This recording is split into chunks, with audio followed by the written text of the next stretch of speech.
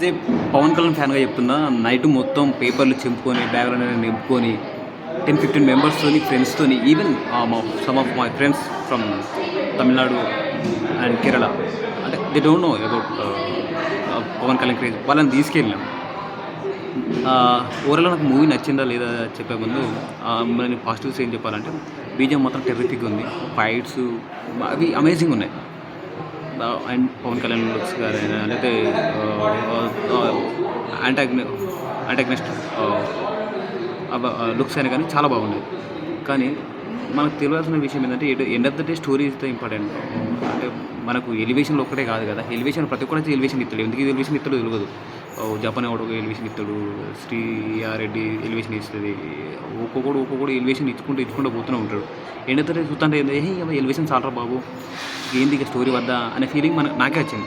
నీ ఫ్యామిలీ చెప్తాను, నాకే అట్లా అనిపించింది.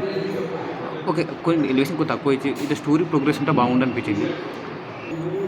ఈ ప్రియాంక ఫీమేల్ లీడ్ పెద్దగా అంత ఇంపాక్ట్గా ఉన్నది ఏమనిపించలేదు. సరే ఎమోషన్ కోసం ఏదో పెట్టాలన్నట్టుగా అట్లా ఉంది, కానీ ఏదో పెద్ద ఒక సాంగ్ అంత అట్లే ఉంది. అంటే ఇక రొటీన్గా మన తెలుగు మూవీస్లో ఉన్న ఒక ఫీమేల్ లీడ్కి ఇచ్చే ప్రియారిటీ ఎట్లా ఉందో అట్లే ఉంది. అంతకు మించి అయితే పెద్దగా ఏం లేదు. ఇక సెకండ్ పార్ట్ లీడ్ అయితే ఈ ఇంద్రబాబు అనిపించింది నాకైతే. అంతే. ఈ పాజిటివ్స్ అయితే పెద్దగా ఏం లేవు. ఫ్యాన్స్ అయితే బాగా ఎంజాయ్ చేస్తారు కావచ్చు, నేను కూడా కొద్దిగా ఎంజాయ్ చేసిన. కాకపోతే నేను ఈ కామన్ మ్యాన్ పర్స్పెక్టివ్లో ఆలోచించినప్పుడు ఏమనిపించింది అంటే, పెద్ద స్టోరీలో ప్రోగ్రెషన్ లేదు, సినిమా అయితే పెద్దగా బయట వాళ్ళకైతే పెద్దగా నచ్చకపోవచ్చు అన్నట్టుగా అనిపించింది.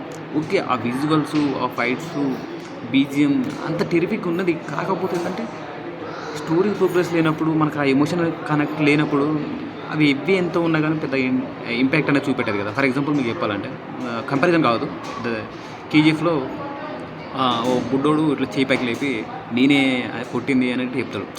ఆ ప్లేస్లో మనకు మస్తు ఇంపాక్ట్ అనిపిస్తుంది, ఆ ఎలివేషన్ మనం ఫీల్ అవుతాం.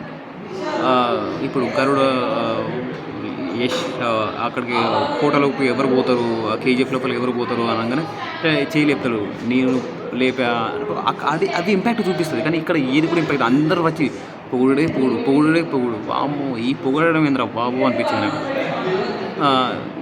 అది నా మొత్తానికైతే నా రివ్యూ. ఇట్స్ నా just a review, it's just my opinion. నాకైతే పర్సనల్గా మూవీ నాకు నచ్చింది. బట్ కామన్ మ్యాన్ పర్స్పెక్టివ్ చూసినప్పుడైతే మేబీ నచ్చకపోవచ్చు, కొద్దిగా చాలా డిసప్పాయింట్ అవుతారు. ఎందుకంటే ఎక్స్పెక్టేషన్ సాహో చూసిన దానికి కాకపోతే బాగా అనిపించింది. కాకపోతే పెద్దగా